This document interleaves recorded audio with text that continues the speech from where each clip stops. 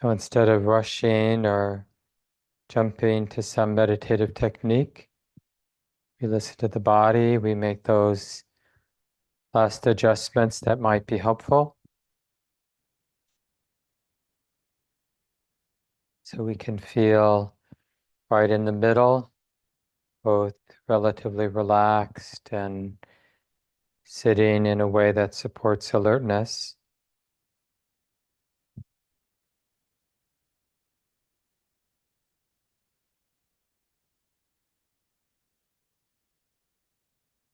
Eyes can be open or closed.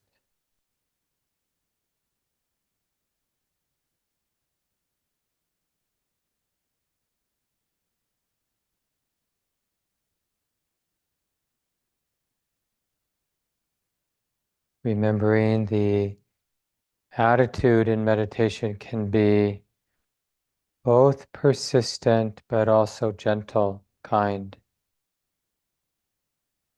We don't really need an unfriendly attitude as we're practicing. It doesn't help.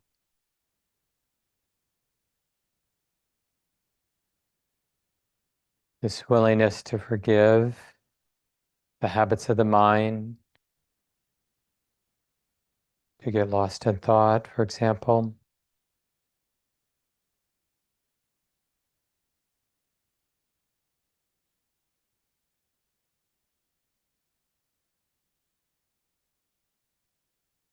And we're just allowing awareness, attention to get comfortable, this open and receptive knowing, and in particular, knowing the experience of the body sitting, relatively obvious, concrete experience of sensation, including the breath moving in the body.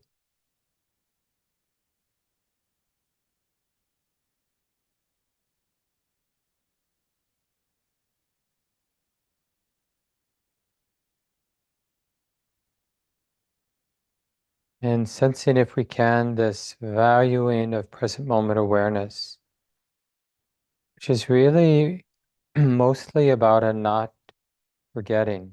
We're not forgetting the present moment, which means we're not forgetting that this experience of body and mind is being known. Here and now, it's like this now.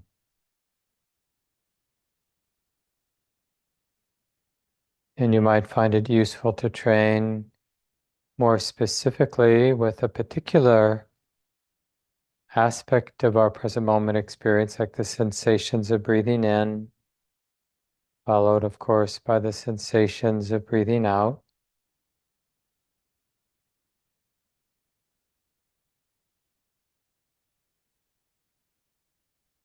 And instead of tightening up as if I have to do something, it's more about accessing this receptive quality of mindful awareness. And again, the effort is mostly about remembering and not forgetting of the present moment. Not as some idea that we have, but as the natural unfolding of sensations, whether it's the totality of the body sitting or specifically the sensations of breathing in and breathing out. But the Buddha generally encourages us to use bodily experience as a preliminary anchor to help stabilize the continuity of present moment awareness.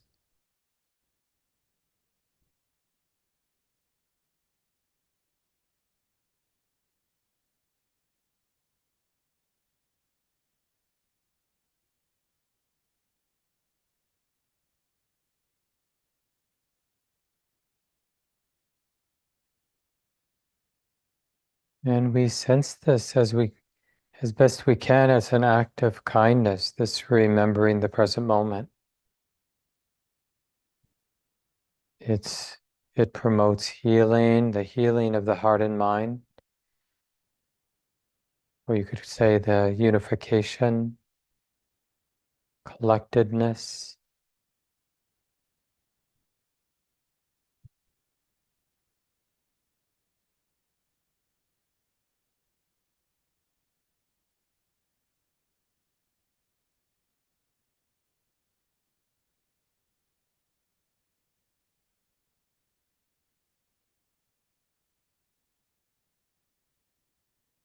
And so much of what we're actually learning is what is the wise effort that actually supports the practice, and what is the unwise effort that causes the mind to lose the thread of the present moment.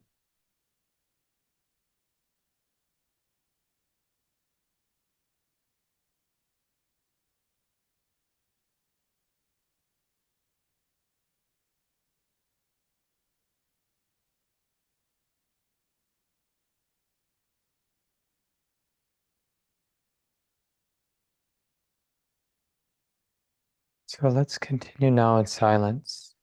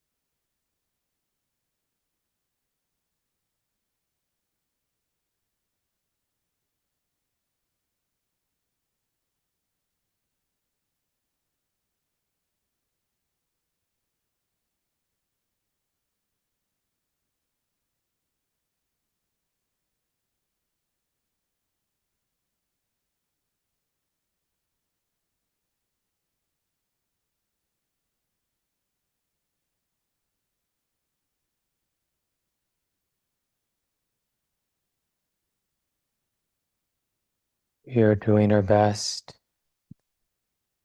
to refine the interest that helps us keep the present moment in mind.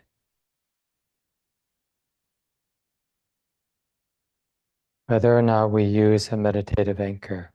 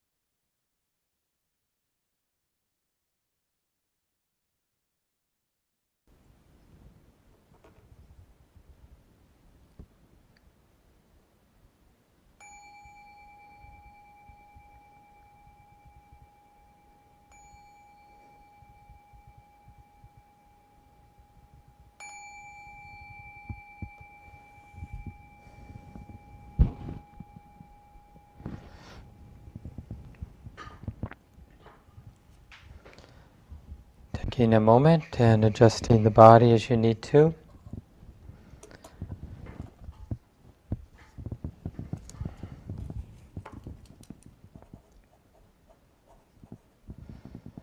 Thanks again, everyone, for showing up tonight. Nice to be together. I always try to remember myself and sometimes encourage others, just that takes a little bit more work for us to create community when we're together on Zoom. So make sure you take a moment just to remember there are other people here with us that we're sitting with, that we're reflecting with, and to be appreciative. You know, it's a lot harder just to be on our own to sustain this interest in the mind and the skillfulness and unskillfulness of the mental patterns or conditioned habits. In a lot of ways, we're like children, that want to be saved, looking for some force, some greater force, divine force, to be that sort of perfect parent, spiritual parent. It's got our back. And to take care of us. And it's way back, when we were infants and young children, and just that way that, not always depending on our parents and everything, but just feeling like some of the deeper safety we felt was just from feeling taken care of by the elders. And of course, generally that we grow beyond that, not always, but often we grow beyond that and see that there's a lot of idealism in that idea that somebody is there to save us. And it doesn't mean that there isn't some goodness. It just means that we might need a little bit more humility, like that's, in a sense, too easy of a story for the mind to create for itself.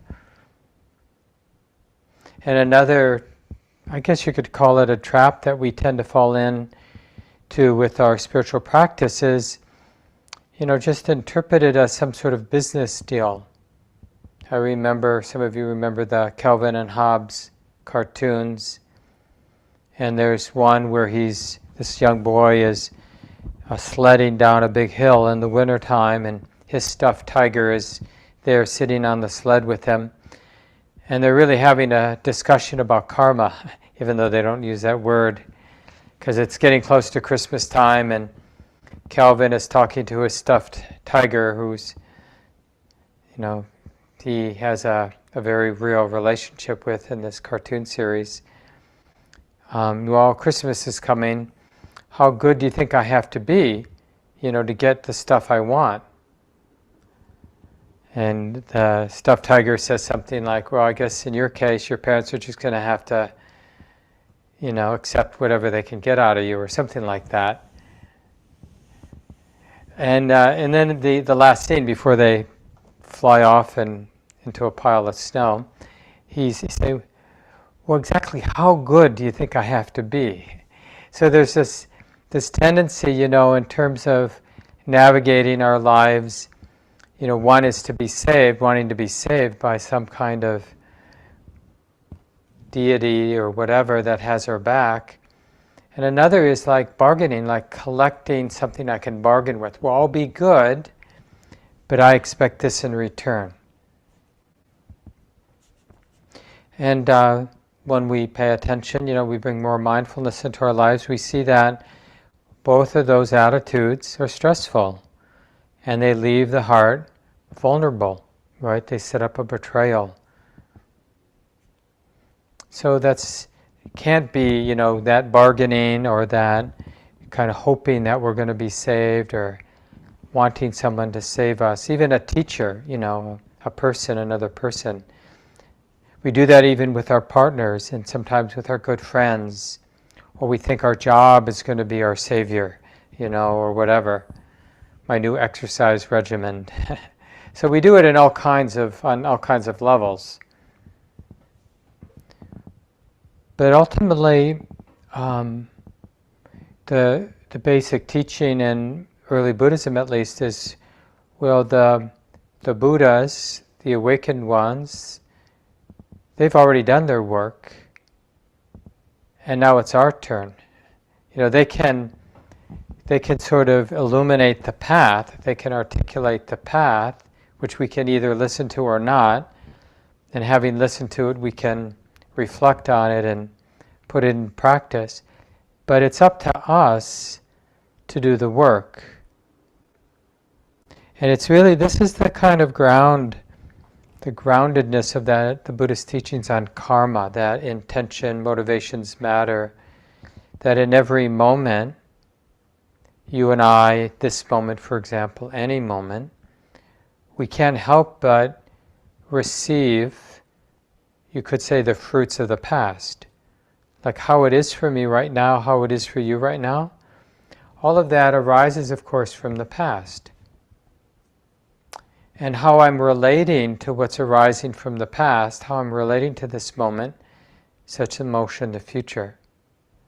And in this context of the present moment, the basic training, the Buddha says, and he says that it's not only what I say, it's what all the awakened, wise people have said in the past. And what do they say? In this place where the past is arising as present moment conditions, and how we're relating such emotion to the future, we should practice abandoning what isn't helpful and cultivating what is helpful and purifying the heart. Refraining from wrongdoing, cultivating the good, developing the heart. Developing the heart means really stabilizing present moment awareness so that the heart, the mind, is capable of seeing clearly. And so that first part, especially refraining from wrongdoing, is like a central part of how we're using awareness, right? Present moment, the stability of present moment awareness helps us see in the moment as we're relating, oh, this isn't helping. And that naturally leads to that motivation to abandon, to refrain from acting that pattern or whatever that's not helping, to abandon it, to not identify with it, to not keep acting it out. And we want to think about restraint or refraining. It's sort of just the idea of sacrifice. It immediately in our mind seems heavy. And so we want a different attitude. We want to think about restraint or refraining as a liberating capacity that our heart has and can develop. A really liberating, a real sort of grounded source of happiness. In Buddhism we call that the bliss of blamelessness, or the bliss, the happiness of non-remorse. It's that capacity, because really in these moments, moment by moment, we really can't do anything about how our past conditioning manifests. So we might have the inclination to yell at somebody, to fume, so we may not even say it out loud, but we just might have a lot of thoughts of negativity toward another person or toward ourselves. Or we might actually act on those thoughts and do something to harm ourselves or harm another, insult them, for example. Take something that's not ours. And this power of restraint, it's like realizing there's this capacity to refrain from setting in motion what is not for my well-being, not for the well-being of others, and not for the well-being of both. That particular phrase is used quite a bit in the suttas. The Buddha uses it as a sort of basic teaching about this earthy wisdom, where we start to have more sensitivity about what's not for my well-being, not for the well-being of others, and not for the well-being of both. And it really is this earthy wisdom that arises from bringing awareness to our thoughts, our words, our actions, and what they set in motion. So it's kind of using the stability of present moment awareness to read cause and effect in this more gross level. Like, when I think this way, when I speak this way, when I act this way, what sort of impressions are being laid down in my heart? Impressions that doesn't matter if no one else sees me do, think that way, speak that way, act that way. My mind knows that I thought that way, spoke that way, acted that way, because the impression is here. So my mind going forward is the continuation of the mind that thought that, or said that, or did that. That's what our mind is. That's like what I was saying earlier about this moment is the past showing up as present moment conditions. So our mind, the mind that's going to be relating, it's all of those impressions that were laid down according to what I thought and what I said and what I did. Because actions done with intention, you could say, leave an impression. They condition the mind going forward. So the conditioned mind is just all of those cumulative impressions meeting the next moment. So that's how the past shows up in the present.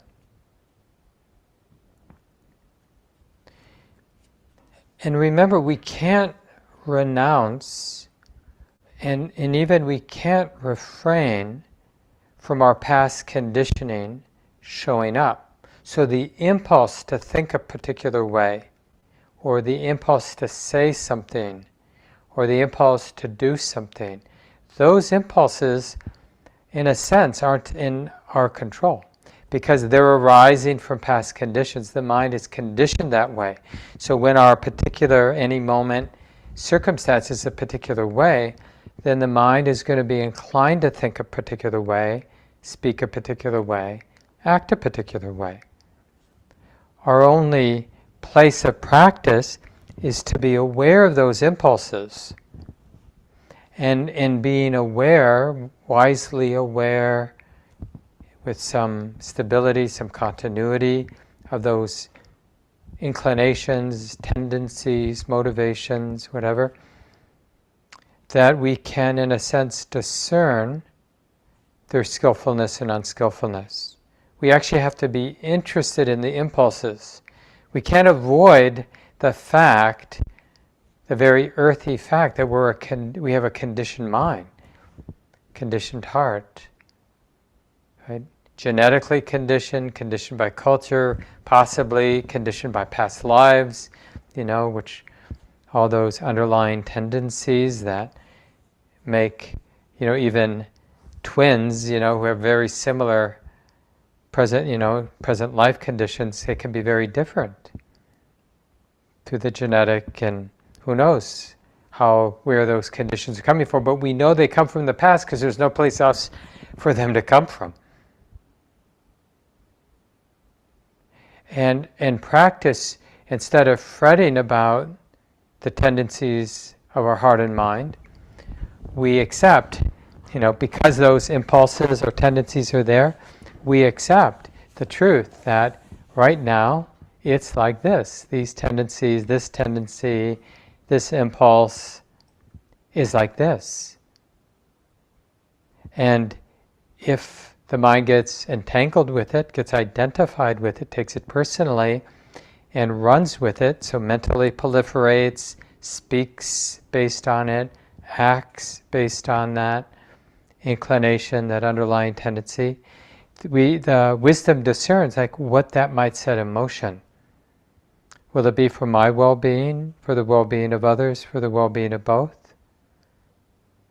And if the answer is clearly no, then this, you could call it a moral force, rises in the heart naturally. It isn't, we might identify with it, but it's really not you or me in the strictest sense. It's just the nature of the mind to be repulsed, to want to abandon or refrain from what would be the cause for harm for myself, for others, for both. Just like if we noticed, if we discern this pan I'm holding is hot, the hand would let go. This is not for my well-being, holding this hot pan, or anybody's well-being. So letting go happens. We might tell ourselves, oh, I decided to let go of that hot pan, or I decided to refrain from getting revenge on this person who hurt my feelings because it wouldn't help. But actually it was, if we really did refrain, it was really the clarity of that discernment, that if the mind gets entangled with this underlying tendency to get revenge, or to say something, or even to think something.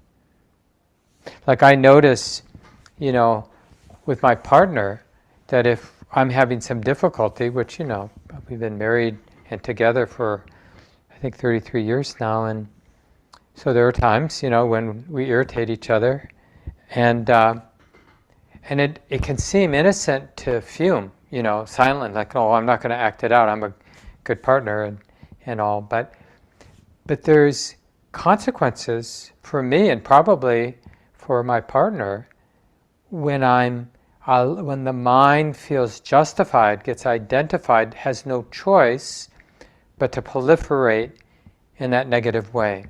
Blaming them, or feeling sorry for myself, or wanting to close my heart out. They don't deserve my love. Things are all the different ways we do when we feel hurt or we feel whatever, offended in some way. And again, that we can't really do much about those underlying tendencies, but we can resolve to see them and feel them.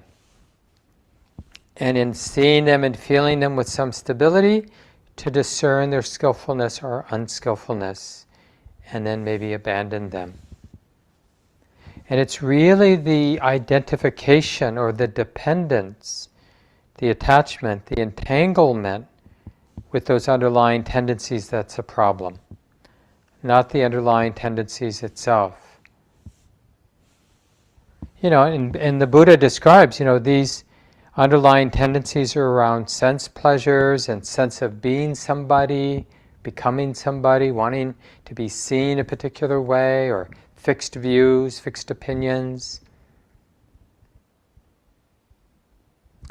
The greed, the aversion, the attachments, they tend to be around sense pleasures, senses of who I am, identities that we're attached to, present or future identities, who we want to be, and any sort of fixed view, opinion.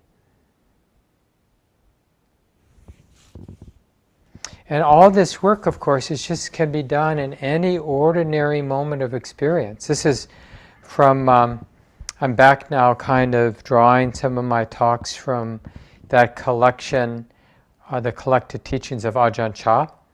And I'll put that, I did in the chat, I'll do it again there. There's a document, a Google Doc, and it has the link for that book, and a nice article by Gil Fronsdal on the precepts on Sila, which I'm talking about tonight. It's really what this power, wholesome power of restraint is all about. And the precepts, which I'll talk about, mentioned either tonight before we finish or for sure next Tuesday, are really a structure for keeping this power of restraint, this wholesome, liberating power of restraint in mind. So this is from Ajahn Chah, chapter 10. And the title of that chapter is Making the Heart Good. And one of the main themes in that chapter is this teaching on restraint. This is how people are. You have to look closely, look at yourself. The Buddha taught about having recollection and self-awareness in all situations. Wrongdoing arises in bodily, verbal, and mental actions. The source of all good, evil, well-being, and harm lies with action, speech, and thoughts. That's kind of a potent sentence there. The source of all good, evil, well-being, and harm lies in the realm of action, speech, and thoughts. Did you bring your actions, speech, and thoughts with you today? Or have you left them at home? This is where you must look, right here. You don't have to look very far away. Look at your actions, speech, and thoughts. Look to see if your conduct is faulty or not. And again, instead of thinking of this as a burden, we want to think of this as like having the flavor of liberation. We're so happy to be cultivating this sensitivity. You could call it a moral sensitivity, arising out of our own understanding that how we think, how we speak, how we act matters. It has consequences. So of course I'm going to pay attention. Like the Buddha taught his young son, who ordained as a novice when he was like 7 or 8. And maybe you didn't know that, but the Buddha, before he took off to be a wandering ascetic, had been married and had a child. And so it was sort of quite poignant to leave them behind. Maybe even provocative, who knows. But eventually the Buddha wandered back through that community, and the several members of his extended family decided to ordain eventually, including his young son. And a little bit after his son had ordained as a novice, as a young boy, this is not uncommon in Buddhist countries for, especially families that have a lot of kids, for some of them to ordain as youngsters, as nuns or monks, and get a good education. And some stay a monk forever, and some don't. Once they come of age, they take the robes off and become a lay person again. And in that talk to his son, the Buddha said to Rahula that before you're inclined to think or speak or act, you should reflect. Is this for my well-being, the well-being of others, or the well-being of both? While you're thinking, speaking, or acting, you should be reflecting. Is this for my well-being, the well-being of both, or the well-being of others, the well-being of both? After you've spoken, after you've thought, after you've acted out something, was that for my well-being, the well-being of others, the well-being of both? So it's a pretty high bar. There's really no end. And as long as we think, I have to be doing this discernment, I have to do this sensitivity, it won't work. It's more about uncovering and strengthening a natural capacity of the mind. The mind is also nature, not self. And all the wholesome and unwholesome capacities or qualities of our mind, they're also nature, not personal.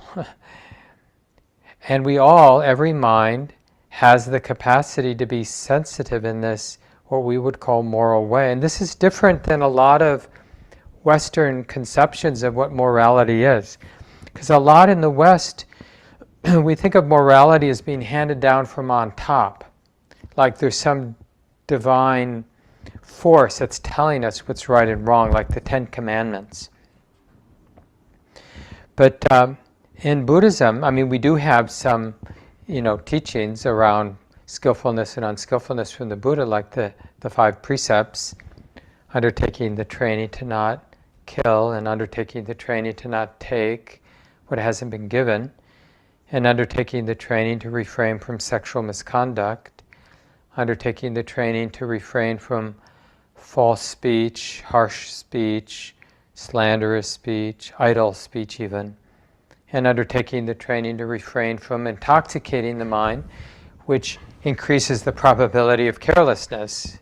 Right? So it's not that intoxication itself is immoral or cause for harm, but it increases the probability. When the mind is less clear because it's intoxicated, it's easy to be swept away by habit energies without discerning the skillfulness or unskillfulness, right? Some of us know this directly from our own mistakes that we've made under the influence of whatever.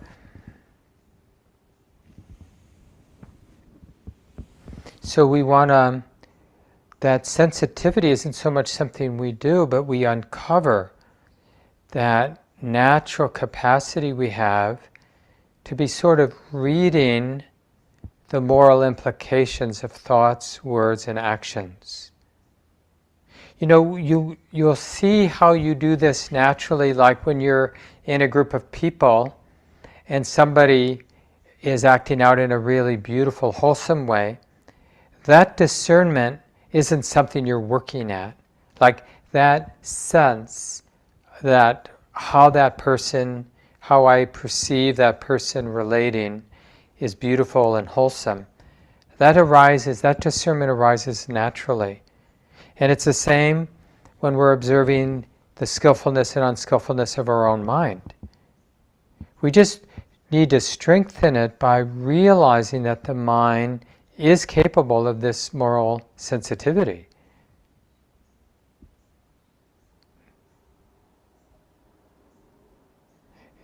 But it requires that sensitivity. It's not just sensitivity to what is relatively subtle, but it's also about sustaining that sensitivity, the continuity of present moment awareness, because that really informs like cause and effect.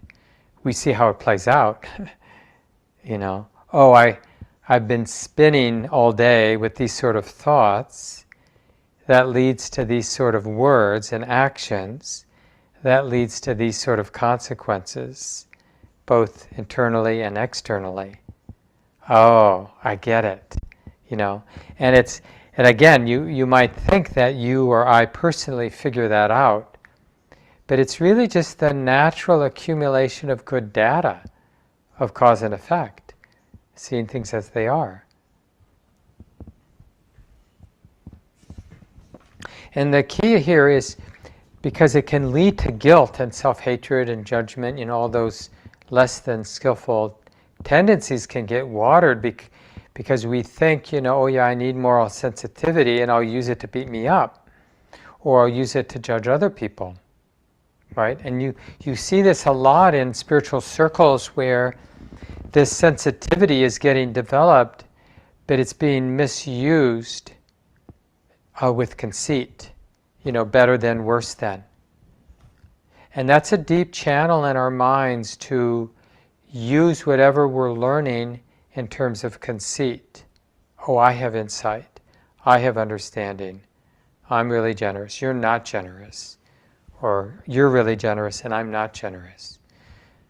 But the reason for this moral sensitivity is to support the wise discernment of cause and effect.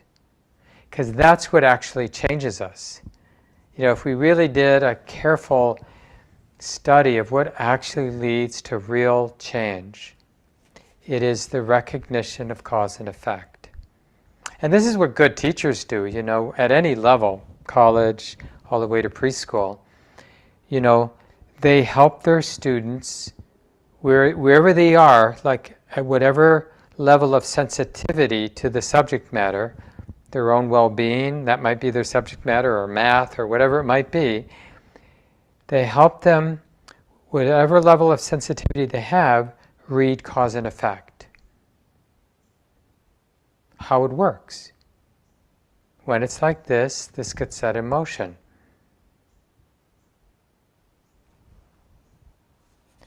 And that's really almost the definition of wisdom. Wisdom is interested in cause and effect, or causes, like how this has come to be, so that the mind becomes wiser. I thought of, just as a reflection, when you take the practice home this next week, and like I mentioned, I'll be back next Tuesday and we can pick this up again. This general topic of sila is the Pali word for moral sensitivity, moral integrity, ethical conduct, or just, I like sometimes to use the phrase valuing non-harming. This sort of, not from on top, someone telling us to value non-harming, but this own deepening sense, there's enough pain, there's enough harm, there's enough suffering. And out of that just basic recognition, the heart starts to value not wanting to contribute to harm for myself or others. It's very organic, that tenderness, not contrived. And so one reflection that can come out of that is to start to get interested in places in our lives where we're alone, for example, and we act in ways, think in ways, do things that we would never do if a respected friend was there watching us or observing us. And I bet we can all think of something like that, someplace. It's like how we eat food when we're alone versus how we eat food when we're with respected others. Or, all kinds of things. And then just explore in a gentle, loving way what it adds, what it contributes to bring that moral sensitivity. So it's like, I'm not judging you, Mark. I'm not telling you what to do. I just want to feel what this is like when I'm relating in this way, thinking in this way, acting in this way. I just want to have a sensitivity to what seeds are getting planted in my heart, what's getting set in motion. And am I comfortable? Does that feel like a good direction, what's getting cultivated? Because every single moment, goes back to the basic teaching on the Buddhist teachings on karma. Every single moment, can't help it, every single moment, based on how we're relating, we're setting the future in motion. We're planting seeds. So it's just naturally, when we really get that that's true, and there's no way to avoid that, there's no holding place. We're either planting seeds that are mixed, like setting in motion suffering and setting in motion maybe some wholesome states, or we're setting in motion just unwholesome futures, mental states, or we're setting in motion wholesome, pleasant mental states. And we don't necessarily want that responsibility. A lot of us have felt burnt by life, like we've tried to be good, or we've tried to set in motion what is good, and it didn't work, or we think it didn't work because we didn't get the quick results we wanted, or whatever our interpretation was, and we give up on the project, and we start to believe something cynical, like it doesn't matter. And you can just see, well, how does that work for us? That belief that our actions, our thoughts, our words don't matter. It doesn't really turn out well if we observe with some sensitivity. Whether we're observing others who have that attitude, or at least as we sense it, or we observe ourselves when we have that attitude. This is again from Ajahn Chah. When people are going to do something bad, they have to look around first to see if anyone is looking. Will my mother see me? Will my husband see me? Will my children see me? Will my wife see me? If there's no one watching, then they go right ahead and do it. This is insulting themselves. They say no one is watching, so they quickly finish the job before anyone will see. And what about themselves? Aren't they a somebody? And this is really understanding the consequence of every time we do something with intention. And we're doing something with intention all the time. So I mentioned that in Buddhism, and all the schools, lineages of Buddhism, one of the central trainings, you could say one third of the path, is this training in sila, and ethical conduct, moral sensitivity, deep valuing of non-harming. And we're bringing awareness to this more gross, or you could say relational aspect of our lives. How we're relating to ourselves, how we're relating to the objects in our experience, and how we're relating to each other. And it matters. And the Buddha, just because it makes it more concrete, it helps to illuminate places in life where it's really good to study this moral sensitivity and its usefulness. So he talks about the tendency to kill or harm. So the first training, mindfulness training, we call them the 5 precepts. The first one is undertaking the training to refrain from harming living beings. Or you could say, I think technically it's translated as killing living beings.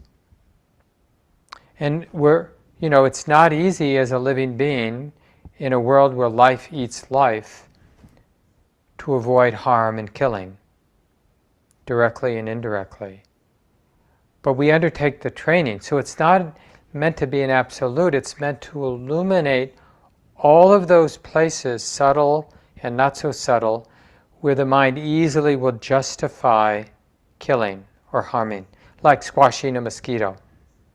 Where we could just sort of blow it away or brush it away in a way that doesn't cause harm.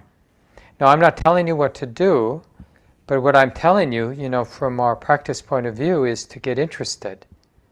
To have that resolve to train, to illuminate places where the mind tends to justify harm and killing. And the second training is undertaking the training to refrain from taking what hasn't been freely given. And that's sort of an interesting way to say it, isn't it? Because if we're working a job that exploits other people, is our salary freely given? Well, sort of, and sort of not.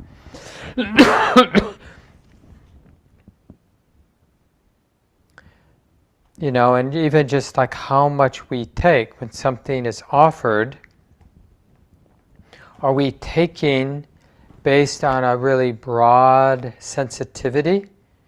Or are we taking it in a more narrow way, I really like this, without sensing that there may be other people who might like this too?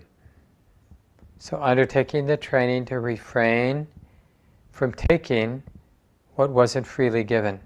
And by the way, these 5 precepts, along with Thich Nhat Hanh's comments about each of these 5, it's in that document that I put in the chat.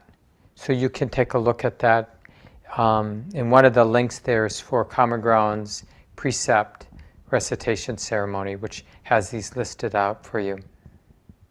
The third one is undertaking the training to refrain from sexual misconduct. And again, the Buddha with this is just highlighting this part of our lives. It's not that sex is bad. One way or another, we're all sexual beings in some sense. And the question is, how to be a sexual being without causing ourselves or others harm. That's a very interesting place in our lives to illuminate, to be awake. How can we not be afraid of these energies and on the other hand not cause harm?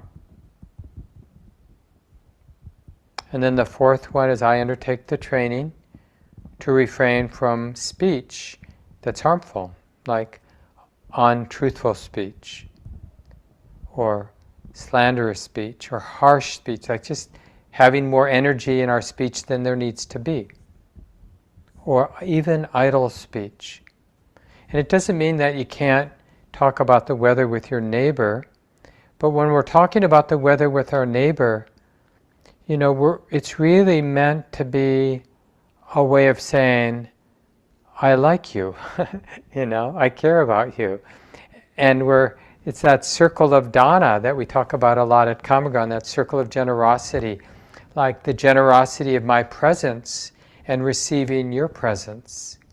And we're having that moment of that exchange, that circle of giving and receiving. And we might talk about sports, or we might talk about the weather. And you might think on the surface that it's idle speech, but idle speech is more like I'm uncomfortable being in my own space, so I'm going to draw you into conversation, not because I care about you, not because I am interested in this circle of giving and receiving, but it's kind of taking something that's not freely offered. You know how it is when we get stuck in a conversation with someone who just seems to have unacknowledged needs. And so we're not really talking about what's going on there, which would be much more productive if the person, and sometimes we remember we're that person, right? You know, hey, I've got a lot of needs right now and I just need to be around somebody. And do you have some time? And how much time do you have? And would you be willing to be here with me? And I don't really care what we talk about, but I just need to be seen. You know, I need to be with another person. But we're not like that, you know. But that's something like in that training on wise speech, even the most subtle ways that speech is being misused or unhelpful, we want that to be illuminated.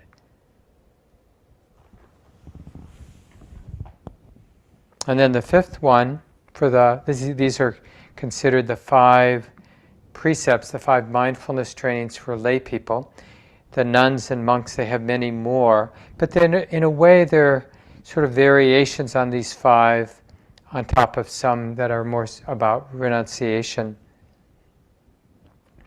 And so the 5th one is undertaking the training to refrain from intoxicating the mind. So here, you know, and it's not just alcohol and drugs, you know, not prescription drugs necessarily, of course, but the drugs that are being used to, like, I don't want to be here, so I'm going to drink or I'm going to use drugs. I want a different experience than I'm having. And you know, there are all kinds of ways to dole out besides drugs and alcohol. Too much media, you know, pornography. There are many ways that we intoxicate the mind as a kind of escape. And then because of that dependence on the escape, the mind will be naturally less sensitive, so more easily swept away with unskillful states of mind. But we'll lose our moral sensitivity when we're sort of absorbing into these things that dull the clarity of the mind.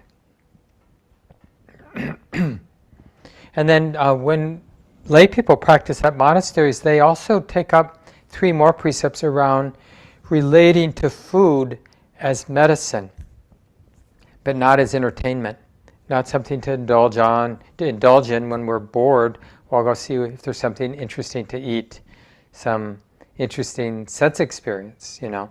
And the next one is about not indulging in entertainments and adornments and clothes and possessions, right?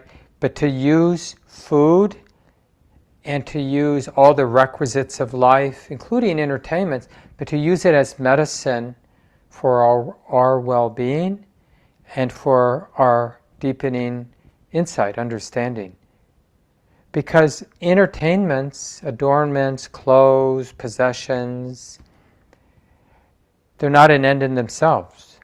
You know, we need some comfort, and that really brings us to the last one, is undertaking the training to refrain from indulging in comfortable seats, I think it's translated as, but it really means sort of thinking comfort, getting comfortable, is an end in itself. So all 3 of these things, food, all of our possessions, even how we decorate the body, and sleep in comfortable sitting positions or resting places, all 3 of these are to be used as medicine that supports health and well-being and clarity and the deepening of insight, not as something to indulge in as an end in itself. So it's a real radical shift in how we often do relate to food and possessions. You know, like when we're depressed, we go shopping, you know, as if having, you know, another pair of jeans or whatever we go shopping for is, it may be a temporary boost, but we can then see it. okay, I'm going to do this, I need to get this, and it will bring some energy to the mind. It will be good medicine, and I'm not going to overdo it. I'm not going to buy more than what's needed. Same thing with going to see a funny movie with a friend. That could be, in some moments, a really good medicine. And in other moments, a real waste of time, a kind of reinforcing of a habit that when life is difficult, I check out, either with alcohol or with entertainments or with, sleeping too much more than the body and mind needs. So I'm going to leave it here, and like I mentioned, we'll pick it up next Tuesday. But we have some time. It'd be nice to chat for a while, questions about this whole area of practice we call sila, this deep valuing of non-harming, your own reflections, your own learning of where in your life you've seen this growing of moral sensitivity and how it naturally led to some changes that were for your well-being and the well-being of others. These testimonials are really helpful to hear from each other. So that would be great, and basically anything that seems useful you can bring up. You can always just unmute yourselves and say your first name perhaps, and share your pronouns if you want. You can even share where you're calling from. Anybody want to get us started?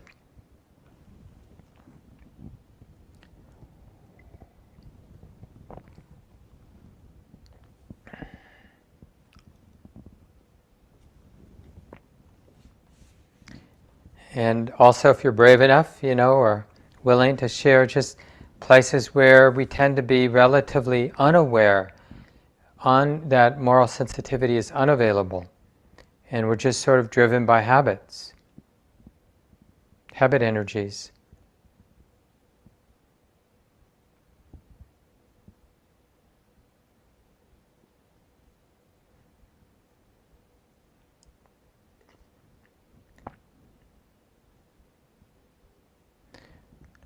I'll just give an example of that from my own life. But when I'm working too much, I've scheduled too many things in a day, and my mind gets a little fried. And then there's this very strong impulses to get a treat, to do something fun. You've worked hard, you deserve, and it's easy for me if I don't bring my practice to those places and really care about that impulse. So I'm not denying it, but how can I take care of this heart? Yeah, I could do this, I could do that, or I could first just acknowledge what it feels like to be burnt out, to be fried, and make peace with that, and then see what might be good medicine. Yeah, Joe, please.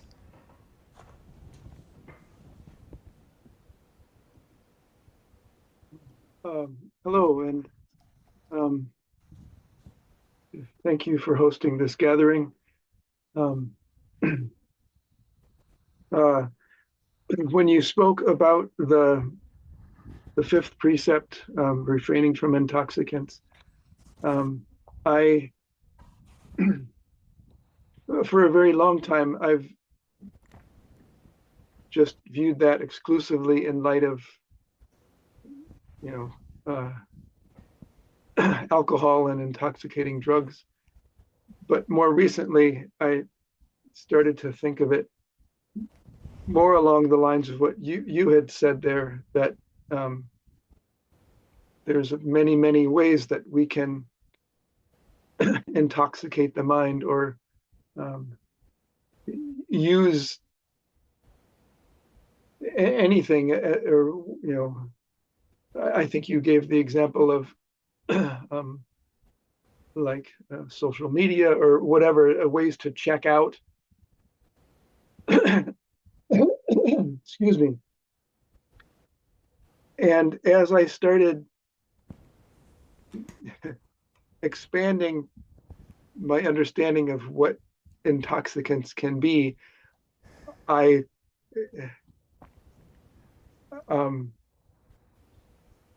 became rather shocked at how often I break that precept, and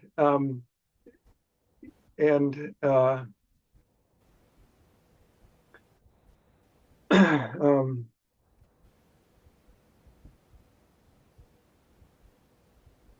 uh,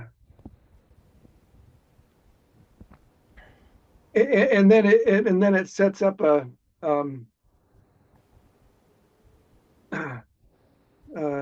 well, I find that I'm not particularly skilled at um, uh, at responding compassionately with myself to my uh, to my unskillfulness, as you talked about earlier, that tendency we have to turn around and beat ourselves up about it. And uh, um, I um, I'm not sure if there's more to be said about it, but I guess I'm looking for advice and in how to cultivate that um, wise, compassionate response and set aside the uh, the beating up. Yeah. Yeah, there's a basic conditioned response, Joe. So when there is some moral sensitivity, and so the mind sees this acting out, whatever it is, then it's going to see the unpleasantness of it. It's going to see the unpleasant consequences of it, right? And it's going to be repulsed by that. Because that's the basic instinct, is when something's painful, then there's aversion, fear, hatred, just naturally arises. It's not personal, but that's what will happen. So what we need to do is see that whole pattern. Like there's moral sensitivity, sensing how some thinking or speaking or acting is unwholesome, sensing the unpleasantness of that, like that unskillfulness is a contraction, and then naturally hating it. And so not judging any of that. Oh, and then the next step is, this really comes from wisdom. I am so happy to see this. It's really unpleasant, but I'm really happy. It's better to see it than to be unaware of it. So you need to, that's also happening in that moment, but it's subtle, that wisdom. So we want to highlight that on some subtle level, as painful as it is to see the truth that when I think this way, when I act this way, when I speak this way, it hurts, it's contracted, it's not for my well-being or anybody's well-being. To see that and to feel the contraction of that, I'm really happy to see that. I'm happy because wisdom senses how this is the beginning of change. It's the not seeing it that keeps the habit in motion. When we see what's unskillful, already the unskillful pattern is being undermined. It's hard to continue an unskillful pattern when it's being seen clearly over and over again. Its days are numbered. If we're really seeing, now it will take time because the doing of that, the acting on that impulse is well greased. And we're building up the mind's capacity to clearly see the unskillfulness of it, which hurts. Seeing the unskillfulness of action hurts, but it's a good hurt. And it's what actually creates that earthy wisdom, like knowing what's for our own well-being and what's not, and what's for others' well-being and what's not. It's a very earthy, trustworthy wisdom. Yeah, I appreciate the comment, Joe. Any other reflections about that?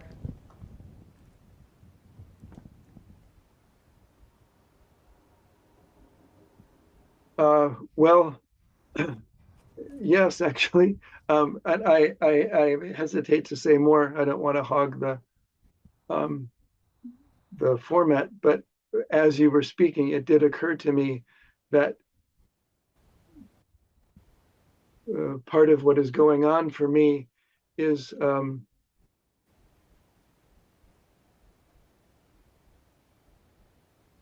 Uh, oh,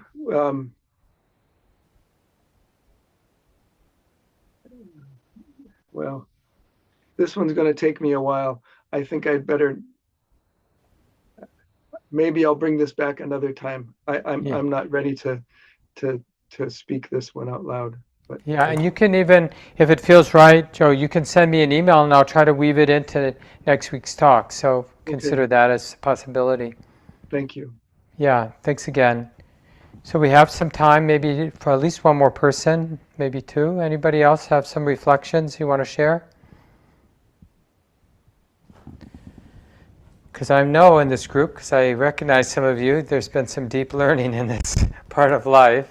So feel free to share that. It's a nice gift to unpack our lives in a way for each other.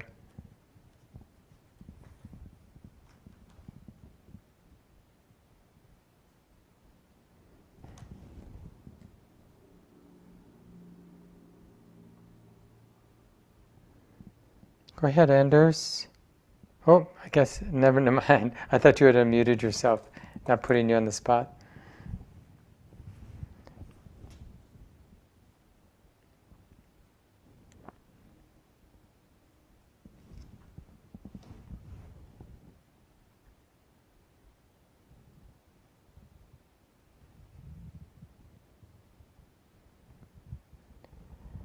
Well, maybe to end then, I'll just remind you about that possible reflection, like to get interested in places in your life where nobody's looking. And just sort of in a very gentle, loving way, because like we've been talking about, Joe's comment and what I said earlier, it's very easy for this shadow of self-judgment, self-hatred to creep in. And but just somehow this heartfelt sense, I just like, it's almost like the moral sensitivity is saying, hey, I can be really helpful. Just let me be there in this non-judging way. Let me just feel what I'm feeling, so that that moral sensitivity can inform the choices the mind is making. Because if we really want to take care of ourselves, we need that, that moral discernment that senses the helpfulness or unhelpfulness of whatever the mind is going to get entangled with. So really nice to be with everyone tonight. Thanks for showing up again.